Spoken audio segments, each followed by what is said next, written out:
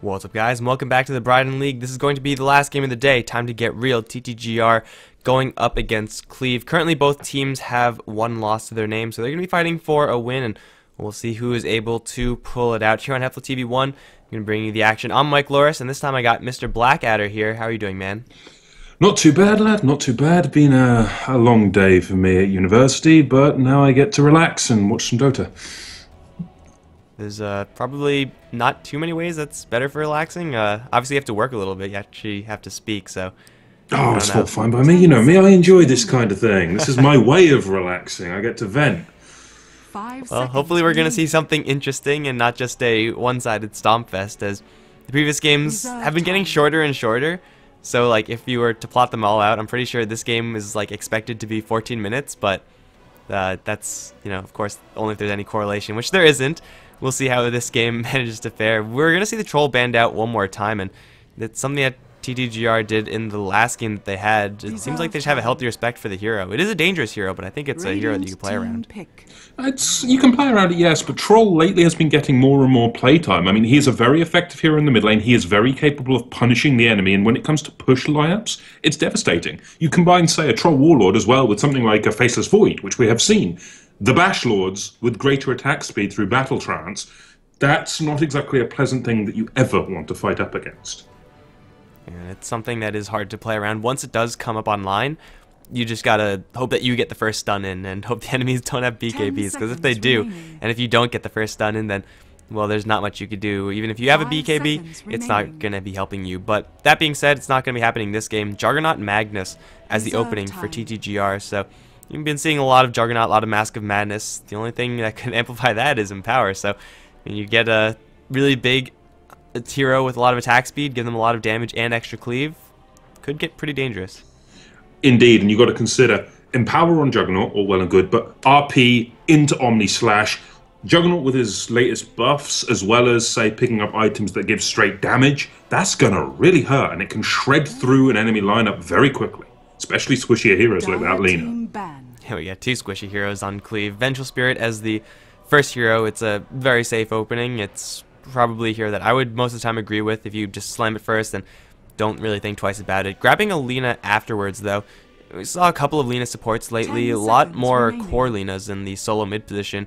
Do you think there's any chance we're going to see that this game? I have my doubts. I mean, especially when there's a Magnus. Magnus can punish Lena fairly heavily in my mind, considering Lena not exactly the tankiest hero and would be eating a lot of shockwaves, considering the Magnus will most likely be bottle throwing. It's going to be tough times for the Lena. Maybe her right-click harassment, though not the best, is going to give her a fighting chance in the mid lane, but still it's probably something that she would rather like to avoid. But even if it does go to a side lane, if she runs into a Juggernaut, that's definitely not where she wants to be. So maybe Cleaver is going to put the Lena in there just because she's so much worse up against that Juggernaut. Well, I expect it to be a support Lena for the sole purpose of a magic missile from the Venge into a light strike array from Lena. That is quite a nice combination, and you can do a lot of damage when you combine it with things like Laguna at the higher levels. But we're going to see a few bans here, and we get Disruptor banned out, we get the Dazzle banned out, so there's going to be no negative armor or mass silencing. On the flip side of the coin, the Doom gets removed by time to get real, and they've got one ban to go. It seems like there's a lot of hate for those silencers, and if Slark was still in the pool, I would say that was becoming a better and better pick every single ban, but obviously Cleave banned that out first, so that's not going to be happening. Cleave, with the dual ban of the enemy supports and the Disruptor and Dazzle, it does more indicate that their Lena is going to be played as a support, since, well, they're going to be thinning their own support pick if they are not planning on running that Lena as a support. So Doom being banned out and time to get real. Maybe they're going to go for a little bit more teamfight oriented draft. They already have the Magnus RP, though they don't have access to Ravage or a Split. Maybe they want to go for something like an Enigma? Enigma could work, but you have to be wary of going too heavy on the team fight. I mean, it's a nice combination, certainly, but do you then have enough damage to throw into it? Although I suppose you could start with an RP, drop a Midnight Pulse guaranteed, then come in and get the Black Hole. So it is a possibility, but it will be the Drow banned out by time to get real. Another one of those silencing heroes, and of course, well, the Aura. Yeah, it does work remarkably well with Vengeful Spirit and even Lena. Like, we don't really see that combination a whole lot, but if you get an additional stun, you'll be able to put in a lot of right clicks, and as if Lena's magic damage wasn't scary enough, you have to add her, you know what, plus 30 damage, let's say, on average for the most part of the game, is going to be a very deadly combo. I mean, just 2 range heroes with the Drow Ranger on top of that. It's hard to deal with, so I think it's a warranted ban by TTG, and well, we'll see what they want to grab now. Magnus so far looking like he's going to go towards the mid lane, but up against these squishier heroes, it's very easy for them to pick up some assassin type hero. If they want to go for like a Storm Spirit or something, it'll be hard for Cleave to really answer that well. I can see a Storm Spirit working out quite nicely. Then you can put Magnus into the off lane, which certainly works. They're just lacking their support, and I'm thinking that's where they're going to go next. Yes, it is. They pick up the Witch Doctor, so that's going to work out quite nicely, but there's the instant counter pick with the Axe. Radiant team So Cleave, they grabbed the Axe in the previous game. It didn't really work out well for them because Axe actually went for a very heavy Battle Hunger build. I think in last game it was arguably justifiable, but this game it's got to just be Call Helix. Up against a Juggernaut, up against a Magnus, who could very easily just snipe creeps and then run away, or just spin away the Battle Hunger. Your Axe needs to be there with the physical damage. Yeah, I'm in complete agreement there. The Axe, it's basically an RP on a 10-second cooldown. It's ridiculous. It works very nice countering the Death Ward as well, because he brings on top of the Witch Doctor, cancels out the Death Ward quite easily. Yeah, so Cleave, they have the makings of a very aggressive lineup. Of course, whenever you have an Axe, you're probably going to be playing things very aggressively. Really, it's up to them how far they want to go with this aggression, but I think so far just with these 3 heroes, even if they want to cool off and grab a more late game oriented pick, they could probably get away with it, just because Axe and the other 2 supports, they could get away with so much. Like, these 3 heroes can run the entire game. If you get a fast blink dagger on Axe, the likes of Witch Doctor, not going to stand a chance. Wraith King, though, that's a hero that can stand a chance. Even if he's going to be played as support, though he will be, for the most part, at the mercy of the Cleave supports and Axe, he'll eventually get to a point where he's going to be more annoying to go for and probably not worth it. Well, this Wraith King, I would very much like to see the support combination of Wraith King and Witch Doctor. I do like Wraith King in that kind of role. His mana capacity may not be brilliant, but he is one of the heroes that I can legitimately say he will walk in and strategically die. That mass slow on everyone. Juggernaut's going to love that. He's going to be able to keep on top of targets. It's going to set up quite nicely for, say, a Death Ward, or even for Magnus to get into position for a Skewer RP. Yeah, and if you get that onto the softer heroes, Lina, Vengeful Spirit, they really don't have much counterplay versus that. They could try to turn around, maybe they'll swap out the Witch Doctor, or they'll throw a stun of the way of the Juggernaut, but even if Juggernaut is going for just 1 point in Blade Fury, his ability to get close with that Blade Fury and then safely Omnislash afterwards, it's a really potent threat, and that is going to behave in such a way. Reincarnation is going to offer that to them. The Cask is also going to offer that to him, although, lesser AoE, and it's definitely not as reliable. But, yeah, TTGR, they have really great ways of chasing down and punishing Cleave. It's going to come down who's on the offensive, who's going to get that initiation power, and in that sense, Axe and Magnus Blink Dagger is going to be essential. And with the Wraith King can also build to a quite nice 4-role carry if this game goes late, especially when you've got a Magnus providing him power. More physical damage is absolutely perfect. However, the extra melee support here does mean it's going to be easier for Axe to get a good call. That's the flip side of the coin. Not only that, but also Lina is fantastic at punishing melee heroes. If you could hit one person with LSA, and usually that's going to be the plan, then you're going to be feeling pretty good about it. But man, if you hit 2 or 3, that's pretty amazing. So Lina and Axe both really great at punishing melee heroes. Cleave, though, they're going to grab the Lycan. Not as much so a hero that is good versus melee. Not that great versus Witch Doctor, as the Cask usually locks down the Lycan for a longer time than usual, but it's a reasonable pick as far as a hero that is going to make use of the early game space that he's going to get, and could also get online rather quickly. Well, the Lycan certainly is going to be useful in this game, and I think it's going to be more a split-pushing Lycan than I'm going to try to man-fight you Lycan, just for the sole purpose of, if you try to man-fight up against Wraith King, Juggernaut, Witch Doctor, you're not going to have a very good day. Plus, the Lycan, I'm expecting to see the Necro book, and the split-push just makes sense, especially when you've got the Vengeful Spirit aura. It just flows in this case. Yeah, the Lycan will force probably 2 heroes to be going towards his lane if TTGR really want to shut him down. Grabbing a Zeus as the last pick looks like that's going to be probably their last core. I mean, Cleave, they are, of course, the softer heroes, more susceptible to that burst, but Zeus is... I don't really see any huge reason to pick up Zeus right now. He's a solid hero, but generally I would like to see a little bit more of a reason before he's picked up. Well, you got to consider the amount of burst damage they've now got. They've got the Zeus there to provide that upfront initial nuke, and they've got the sustain to keep it going. This could actually be a mid-Zeus, not a a 4-roll Zeus like it normally played. But on the flip side of the coin, we do get an Undying for Cleave Gaming. Now, seeing the Tombstone dropped against this kind of melee heavy lineup, I like the idea of it. Yeah, suddenly it's for sure a very aggressive lineup for Cleave. Whenever you pick up an Undying, you're going to have that. Whenever you pick up an Axe, you're going to have that. Pick them up to both together, and the game plan is pretty darn clear for Cleave. Something like a Dazzle would have actually been pretty sweet with their draft, but unfortunately that wasn't going to be the case. They're going to be looking to fight early and then never ever stop. The Juggernaut's going to have to, I think this game invests more into the Blade Fury just because he's not going to have that much time to get Blade Dance online. What I'm going to be wondering this game is how Cleave are going to structure their lanes. I mean, they've got the Lycan, who you generally say, okay, he's going to safe lane farm. You've got the Undying, who you'd normally say, yep, that's going to be your off laner. But then you've got an Axe to throw into this mix, and who's their mid hero? And I'm assuming in this case it could be a mid Zeus, so we could be looking at King R midding that Lina, which it's unorthodox, but could certainly work. But I suppose the players are moving to the lanes. Which team do you want to introduce? Because I partly want to throw you Cleave.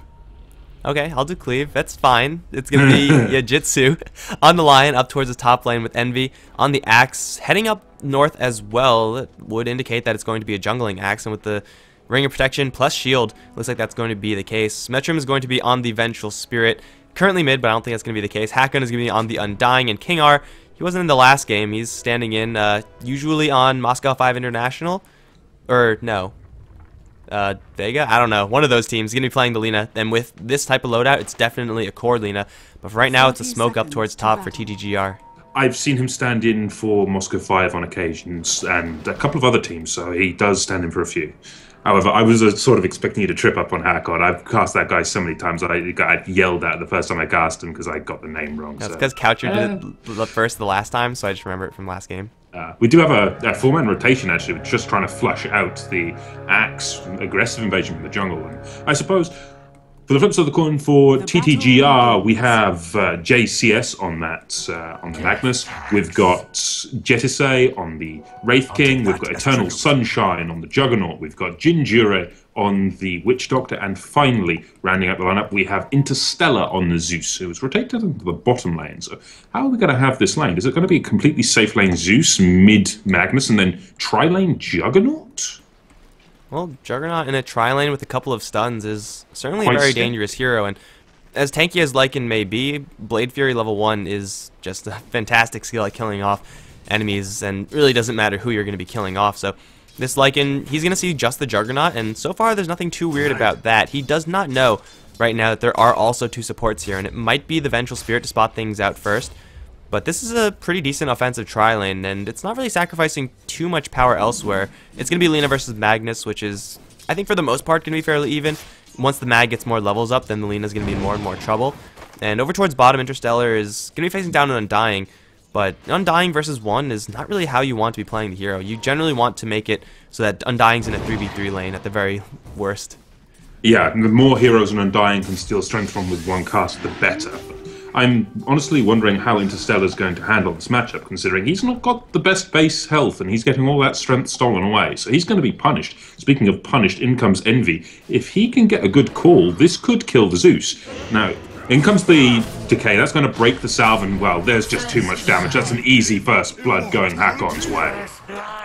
Yeah, the Zeus saw the axe coming, like... What? The Zeus saw the axe coming. Yet, he ran into the creep wave anyway.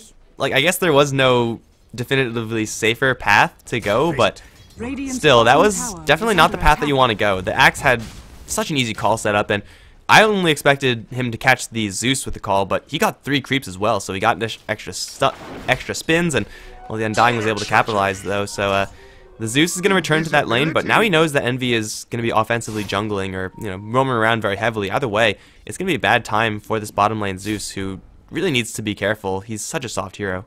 And it could have been a bad time for the mid lane. King R almost got rotated on there by Jetisei, but Jetisei is going to have to back off. You just can't really risk that.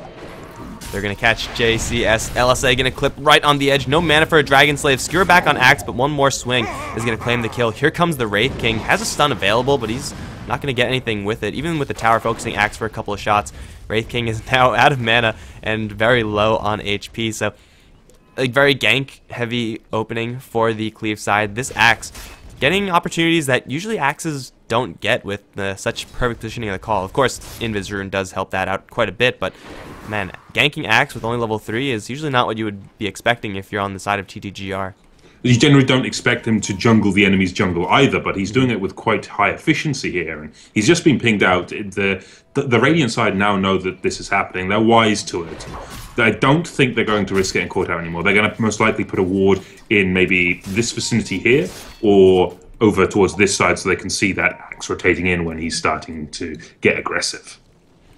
And his aggression has been starting very early on in Interstellar. He has no mana. It's not like that would really help him a huge amount right now, but either way, Axe is waiting in the wings, and Axe is slightly slower than the Zeus right now, undying. He might be blowing this thing, though, as he charges past the creep wave. Envy will battle hunger, then get the call out. Interstellar might get a Tombstone dropped on him, or it's just going to be the right clicks. Tombstone's finally going to drop, but here comes Witch Doctor. Cast bouncing through. Envy is going to die right now. The Tombstone might clean up Interstellar and might represent an opening onto Ginger, but now Hakon has to back off. The TP in from the Witch Doctor with just a level 1 cask. Only heroes to hit. It's hard to avoid that if you're a Cleave, and they get punished for their over-aggression. Maybe they should have played it a little bit cooler, waited for their right time to strike. Or dropped the Tombstone slightly earlier. That could also have netted them the kill. But all in all, good aggression coming out of Cleave early on, maybe slightly overzealous, but they're making it work. They do have that kill lead, and they are maintaining control of this bottom lane and enemy jungle, so it deprives them from the support. Speaking of aggression, though, top lane, you've got Jitsu trying to trade up against Eternal Sunshine, and Eternal Sunshine's had to back off from that one. He couldn't really risk it as kills go on other lanes. Lina, King are managing to get a kill on the mid lane up against the Magnus. Yeah, Lina actually had a haste rune, so she was a little bit late to that party, but got in there really quickly. Vengeful Spirit even got skewered into the tower, and she was not trying to dodge the skewer at all. So Mitram was more than happy there to trade her life away for the kill, and well, that wasn't even necessary. The Lina came in perfectly timed, and the Axe got in there quickly enough as well. So Vengeful Spirit setting up for a suicide play, yet it was not even needed. So 3-1 now as Cleave are continuously applying that aggressive pressure as you would really expect from a team that is drafted as such. The only problem is it going to be enough? They still don't have to worry about a really farm Juggernaut just yet, but he is getting complete free farm up towards top. And the more farm this Juggernaut gets, the scarier he will be, especially after those buffs. Juggernaut used to fall off around the 30-minute mark. That's not really the case anymore, and that was only just because he had a base agility increase. It's quite scary how much a small tweak can affect a long-standing game. But right now, Jitsu's got to be careful. He does get pung out. Jinjura does come in, but can't get the cask at this range. And the Wolves, I think, are just going to throw some counter-harassment. But mid lane, we do have a bit of an engagement going on. JCS taking a lot of damage from that Lina. Laguna Blade being thrown. Looks like that wasn't too close to being a lethal strike, but it's not really the highest cooldown in the game. So if you're King R, it's the mana cost that's really going to be annoying more so than anything else. But as long as he's managing his runes correctly, and so far the Cleave, seen them pick up most of the runes, like the Invis, a couple bounties down towards bottom. That's good enough to get the kill. JCS down towards bottom, looking for the skewer in. It will catch onto Metrum. The suicide from the Venge going to come a little bit later, but it will be an even trade 1-for-1. And again, if you're a Vengeful Spirit, it's pretty much always going to be your job to suicide in order to save your allies or get kills, and well, she clearly got the kill there. So again, it's a trade that Cleave probably won't really want to be making since they're supposed to be so much more aggressive, but it's still a trade that benefits them. Well, they just killed the mid laner. The Vengeful Spirit sure didn't get any of that experience, but Hakon on that Undying is starting to get towards scary points. He's got a bottle, he's got arcanes. You got the mana problem of Undying solved. Now you just need to tank him up. I mean, you've got options. AC, you could go Crimson. Many options are there for the Undying, and in this game, I really wouldn't mind a Crimson Guard. Man, a Crimson Guard, just being a very cost-effective item just for the Undying to survive is going to be completely worth it. And just when you're planning on playing aggressively, having something that you could pop just for additional survivability, it's maybe not necessarily going to be that mech, but it pretty much behaves in the same way. And Hakon's going to be able to contribute pretty much a lot to his team right away, but he's going to get jumped down towards bottom.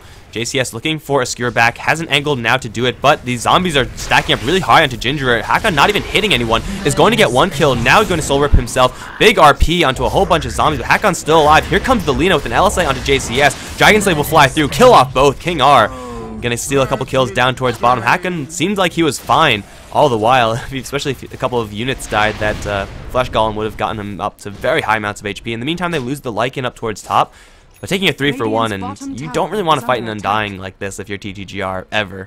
No, there are a few defined rules when fighting Undying. 1, don't fight under the tombstone. 2, don't focus the Undying. It's going to be a very rough game if TTGR can't really get pickoffs and definitively kill this Undying very quickly in teamfights. And my question before that fight was going to be, when are Cleave going to leave with this Undying? When are they actually going to start using this power in order to start taking objectives? Seems like that's not really a concern as long as it's TTGR to bring the fight to Cleave. So it's pretty much TTGR doing Cleave's job for them. And Jiu-Jitsu is actually wolf formed up right now. Going to chase after Ginger. A couple swipes of the paw. Not going to be enough. He's going to run out of shapeshift. There's no one incoming. But it will be a kill anyways. Another wraparound for Metrim. He's going to let King R let loose with that Laguna Blade. And this time it's going to be a kill. Now 3-8 and Cleave. They're just accruing slowly but surely a deeper advantage. Still has yet to translate into any sort of objective yet, although, Tier 1 tower, there it goes. They are pretty much just getting the ball rolling at this point. Yes, thing is, this gets scarier and scarier. You got to consider, this Lina is picking up a good number of kills. I'm expecting a Blink Dagger to come up next, so she's going to have positional advantage. They've got the Undying, who's getting fairly tanky. The only one who's not really done all that much currently is Yajitsu, but he's rotated into the enemy jungle, and he's going to have his Vladimirs soon, which is going to then transition most likely into an early Roshan. And that Roshan is possible for TTGR to scout out, but they don't really want to go that deep, especially when Hakon on the bottom lane is just beating down Interstellar. He's going to turn around for a bolt. Had a Wrath, but he ran out of mana.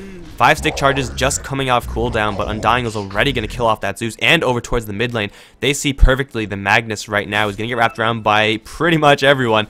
He's going to run the other way, but there's no real great escape path for him. He could skewer towards King R up on the high ground, but with Phase Boots and the Lina and Brown Boots on the Magnus, there's not much of a chance for him to escape. Unless King R just whiffs everything, that's a possibility. Here comes the Undying from the side. Skewer out, JCS going to get a little bit more space, but Hakon's still here with a little bit of extra damage. No crowd control just yet. King R needs something to land, help him land an LSA. Will be thrown, will land onto someone, not the planned target, but now the turnaround is here.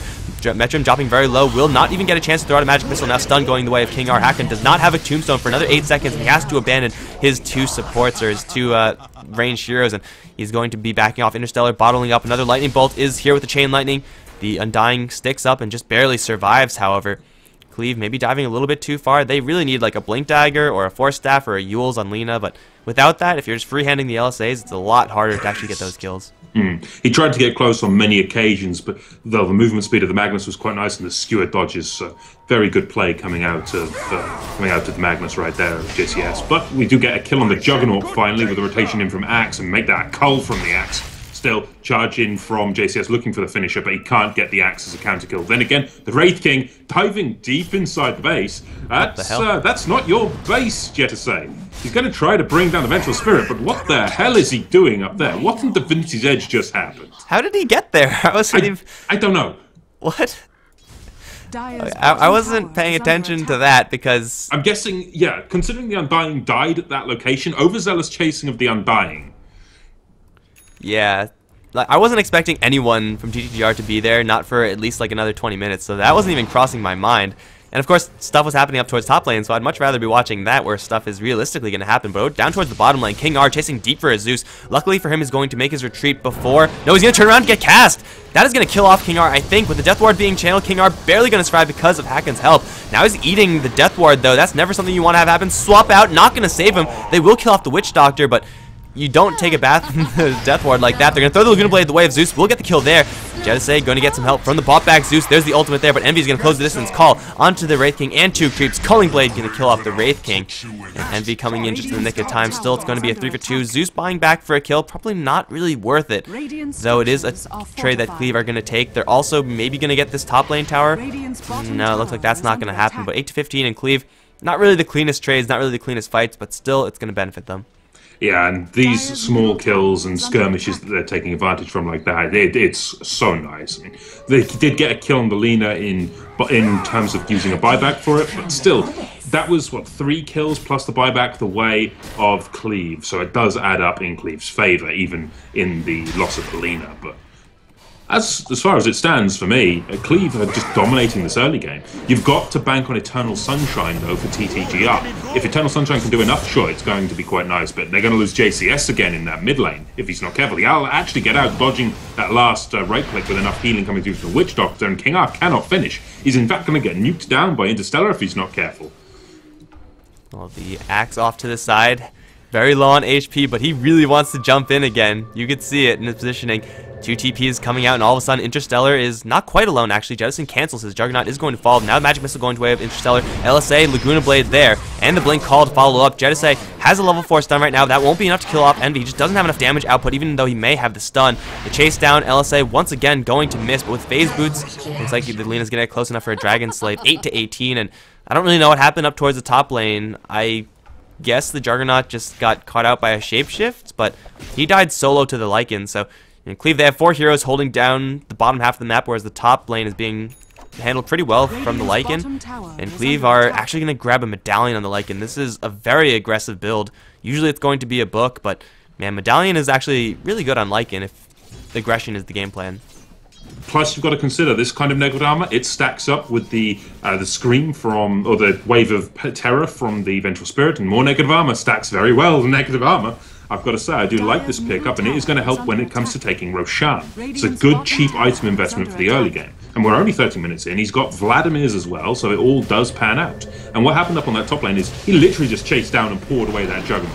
But it'll be a tier 1 denied by the Zeus of Interstellar. The Tombstone did drop, and they're going to chase in for this. They dropped the Thunder God's Wrath. But is that going to be enough? I don't think so. They get the Yules up onto the Magnus. He's not going to be able to drop a good RP, and everyone's just getting cold. No one can stand. They're fighting under the Tombstone. Now comes Eternal Sunshine, and he is doing some work, but he's just falling here. He's even going to get cold. Everyone gets cold. Ginger awkwardly channeling that Death Ward, gets killed off by his Soul Rip. Undying, still at half HP, is going to find JCS in the corner with absolutely no mana. Hack gun. It's going to be a slow and brutal punching war, but it will be the Undying to clean up the last hero on TTGR. Envy just went nuts there, and also King R. Clutch Yule Scepter. Magnus had an opportunity there for a 3-man RP, but as soon as he blinked in, he took a second to, you know, survey his surroundings, and by the time he actually wanted to cast the RP, he was up in the air. And then Lina was kiting the Juggernaut for the duration of that. And, you know, with the additional movement speed that she has from the Phase Boots, from the Yule Scepter, even from the Fiery Soul, the Juggernaut, even though he has Mask of Madness Phase himself, was just not able to keep up with the Lina convincingly enough to kill her off. So King R doing double duty in that fight, of course, fighting under the Tombstone. We already said don't do it, and that rule has not changed. Still, don't do it. Yet TTGR, they are just insistent on fighting, and over towards mid, Sunshine is going to get jumped by an axe. There goes his head with the Laguna Blade on top of a Culling Blade. It's going to get the kill there. This game is slowly but surely getting out of hand for TTGR. They haven't lost the most objectives so far, but I think it's just a matter of time before Cleave decide to start going for these tier 2s. I could easily see a T2s being the order of business, and well, we're already seeing damage, a lot of damage thrown into that top lane tier 2. As while that fight was going on, well, we just saw Jinjitsu go, well, I'm going to help myself to your towers, and that's what the Lycan can do. It's for a protect 1, effectively. Hell, it's for distract and 1 take towers at this case. Yeah, I mean, Lycan, even if he wasn't here, Cleave would be still sitting pretty. Lycan hasn't really participated in any of these fights in a huge scale. Undying's going to get hit with a stun over towards mid, but because he's been getting so much extra feed, he has a mech and a Vanguard, so I expect both Crimson and mech to be on his person soon enough. They're going to start a fight mid in the Tombstone. Gingerbread is going to start channeling that ultimate. Will probably kill off Hakon in the end. Tombstone still is there. Fortunately for TTGR, this time, they're not going to be forced to fight under that Tombstone, but here comes the rest of Cleave. Jettison is going to lose his reincarnation, slowing down 3 heroes, but King R still invisible right now, has an opportunity to land as good of an LSA as you could possibly look for, as Jiu-Jitsu is just up, so he's more than okay with doing that. Assassination attempt at the back end. Sunshine is going to spin away from that. Now King R and hell of a lot of trouble as RP goes off to the side. Envy and JCS awkwardly going to stand next to each other, stunned up. King R distracting 3 heroes, going to snipe the Juggernaut. Now going to go for Ginger. This Lina's just not dying. She's going to take on 3 heroes by herself with the rest of the Cleave team cleaning up on the back end. It's going to be Jettison, the last one to fall. And somehow King R survives through all of that. There were 3 heroes right on top of him, though he did unleash his combo early on the Juggernaut. He managed to kill him off in the end, and man, Cleave, they're just firing off on all cylinders, and TTGR, they, first of all, got blindsided by an invisible Lina, which is hard to deal with, but they just didn't have enough damage in the tank. Even with no Undying there, Cleave, clean house. Some shenanigans going on between the Cleave members. King R was going for a rune, so what does Metron do? Swap and take it for himself. Just slight bit of comedy there, but while that fight was going on, yes, certainly. And we did say in the draft, what happens when you got a lot of melee heroes up against Alina? Multiple heroes in a single light strike array, and it's just carnage from there. It's very hard to recover when you're 3 heroes stunned out. Yeah, and you have to position yourself so perfectly around her, and, you know, wait for the animation if you're actually going to be dodging that, or wait for BKBs or something like that. The Juggernaut used the spin out of more so panic than anything else, so he didn't have that available, and it looks like BKB probably just isn't going to be in his build, if it is ever going to be in his build, so he's going to be at the mercy of those stuns, and well, everyone else in TTGR the same way. Mag saving for a blink. He's not going to get anytime soon, especially since he's going to get sniped here. Yule Scepter so that the dunk misses, but Laguna Blade and King R is going to get his kill. Yeah, and it's just trading blows with the Zeus, still dropping as many lightning bolts as he can, but MV doesn't particularly care, and he has that blade mail. He's going to be building towards an Aghanims next on the axe, so we're just looking for all of the culls and all of the death possible, and we get another brawl-heavy game. I mean, we're 41 kills in 18 minutes. We're well over my favourite 2 kills a minute mark, and this kind of carnage I just love to see.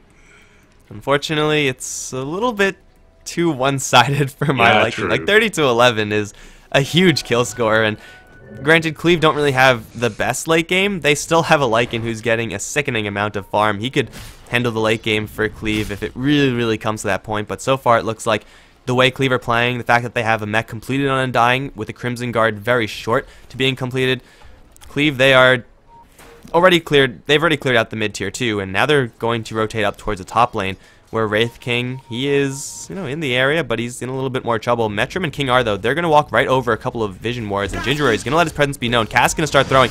The Maledict is there on 2, as JCS is there with an RP. King R should be cleaned up, and he will. That's 2 kills for the TTGR side, but here comes Hakon, here comes the Lycan. He's going to tear the Witch Doctor to shreds. Now he's going to look for someone else to kill. Eternal Sunshine does not have an Omni Slash here, and they also don't have an RP. Yanjitsu's going to run out of Shapeshift soon enough, and he is going to be forced to back off, and King R actually bought back, so a nice couple of picks from TTGR, but now their Lina is back, and their mid lane is most likely going to be pushed now that the Undying is going to rejoin the fight, now that the Axe is actually here.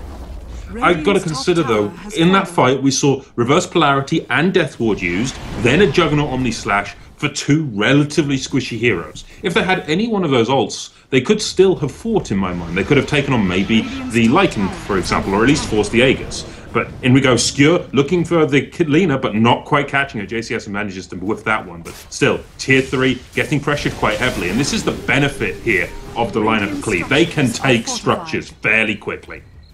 And Envy, as the Axe, is always going to be looking for that jump in, or King R is going to be looking for a Yule Scepter into an LSA to open up.